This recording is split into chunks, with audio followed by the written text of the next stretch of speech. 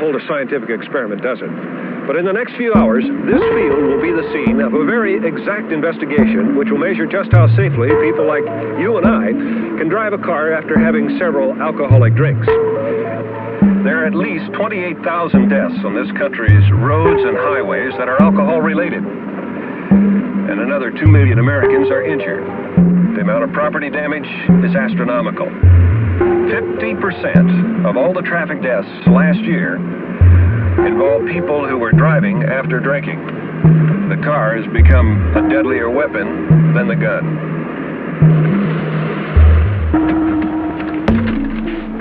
Occasionally, I drive after I've been drinking. And if you really want to know the truth, I think I drive better after I've had a few drinks.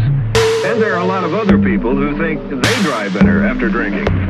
You don't feel any difference between driving sober and driving under the influence, is that what you're saying? Right. You feel like you still have all of the intuitiveness that you'd have when you were sober, I sure do. You consider that you could be a reasonably safe driver on the streets with 6 drinks? Yes. Reasonably safe, yes. I think I'll be less inhibited. I'll probably do better. Tell us about Lori Clarkson. I'm an electrician. Where do you live? I live in Santa Monica. My name is Terry Lockey, but I prefer being called Tree Lockey. My name is Salvador Minchaca, and I'm 23 years old. My name is William R. Mays. I'm a judge in the municipal court. They call me Bill. I'm Alma Johnston. I'm 30. I am currently a housewife. My name is Jim Northern. I'm Bobby Johnson.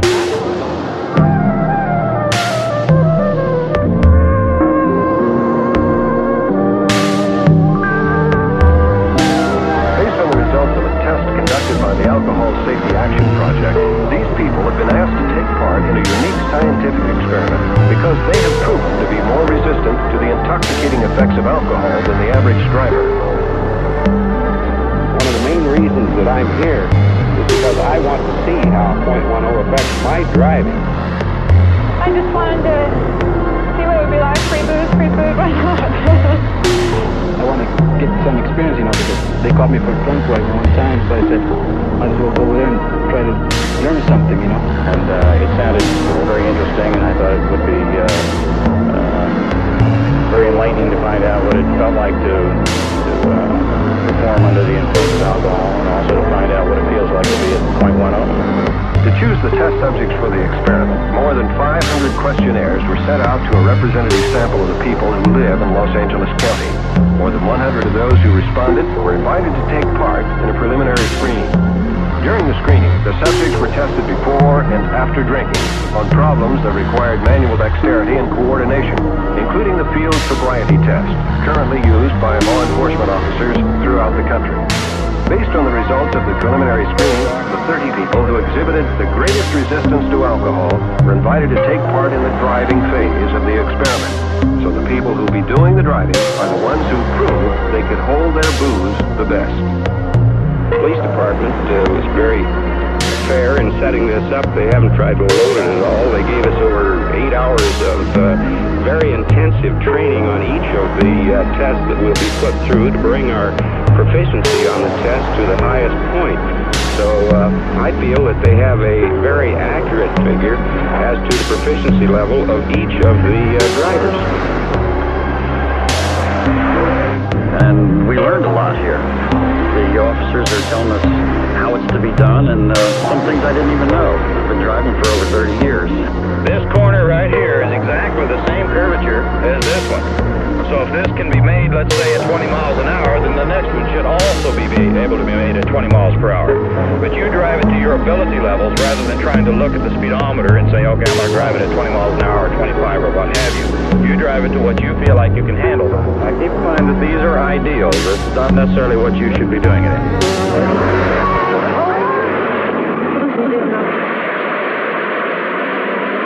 So if you're taking so much time to react as to knock over some of these approach cones, these will count as penalties. So ideally, you should be able to swerve into the lane before you get to this cone. Straighten the car up, knock over the red one, and ride on into the lane.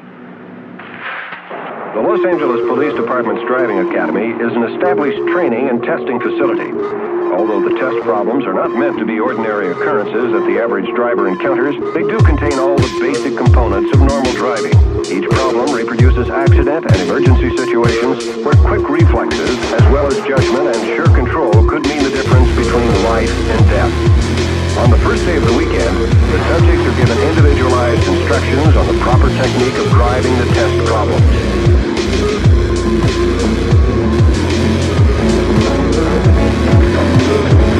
At first, the subjects experienced difficulty with some of the problems, but after a day of intensive training, everyone had reached their maximum level of proficiency. On the second morning of the experiment weekend, the subjects were asked to drive sober to establish a base score. Each subject's sober score will be compared to the score achieved while driving after drinking. Since thousands of drivers have been tested on this course, a precise method of scoring was available for the experiment. In the state of California, as in other states, a person having 0.10% alcohol in their bloodstream is presumed by law to be driving under the influence. What this means is that if 1/10 of 1% of his blood is alcohol, he is subject to arrest for driving under the influence. But is a driver really impaired 0.10 blood alcohol concentration? Is he a danger to himself and others on the road?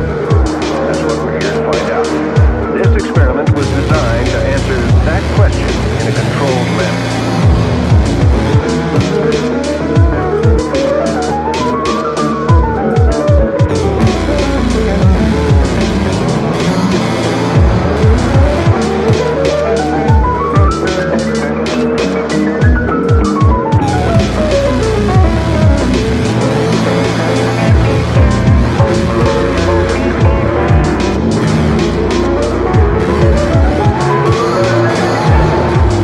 How many drinks do you have to consume to reach a 0.10 blood alcohol content?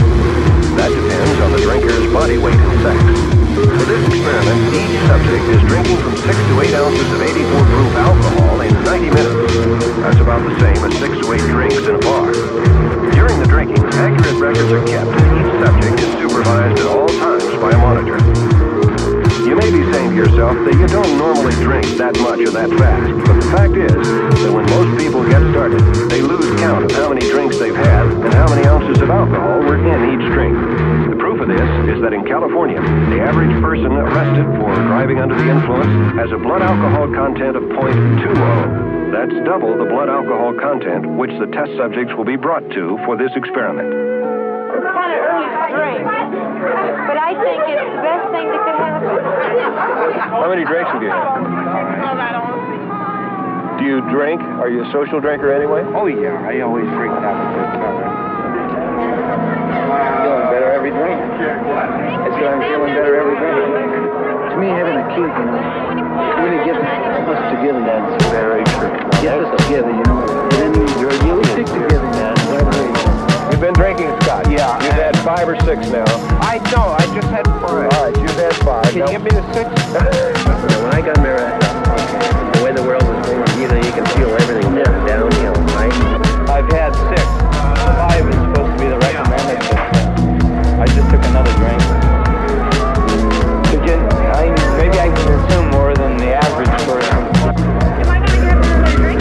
You may. I want to trust you this time.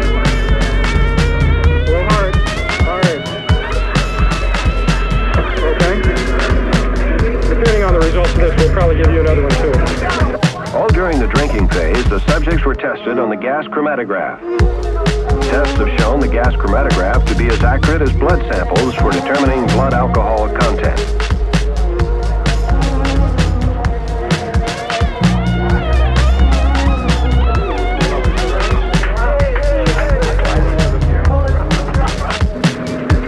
Hard, come on. A big guy like you ought to be able to do better than that. I want to sing to you. Come on, Jim, hurry up.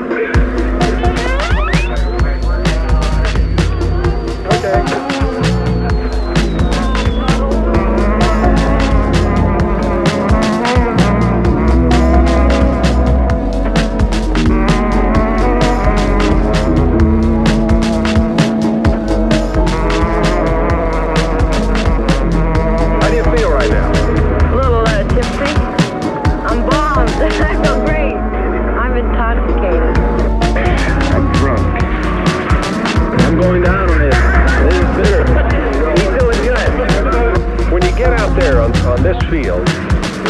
of tests that you've already been through sober, what do you think you'll do? What's going to be going through your mind? I won't make it. I won't make it. How about you, Rita? I'm going to do beautiful. Why? Because I feel the same way I did when I started out.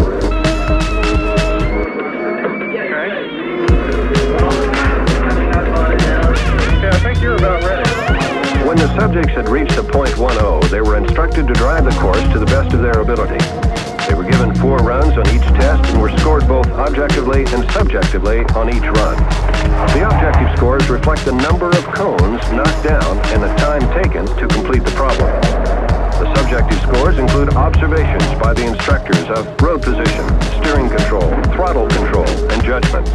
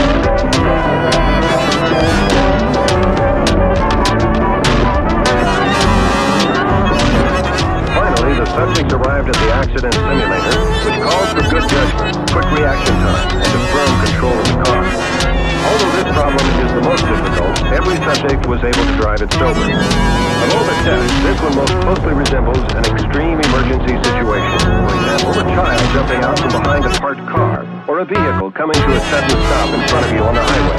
If the subjects are not able to get through it now, they probably would not be able to avoid an accident on the road while driving at .10 blood alcohol content. Well, each one has its own thing, but the accident simulator is by far the toughest one to negotiate.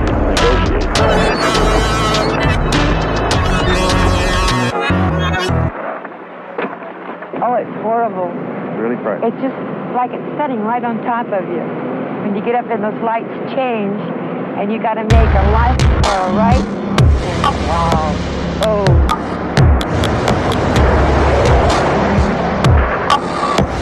You have to think really quick. As soon as the lights change, you've got a split-second decision. Well, the action simulators are very hard.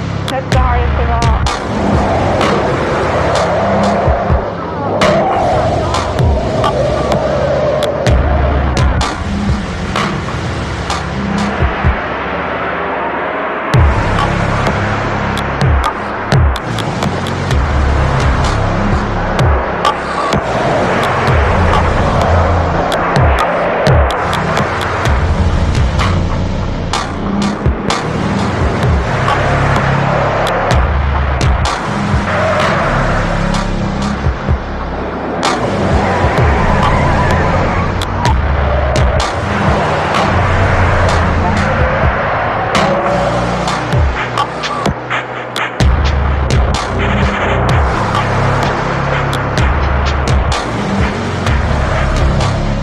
I think the results of this test will be much more significant than any that has ever been taken to my knowledge.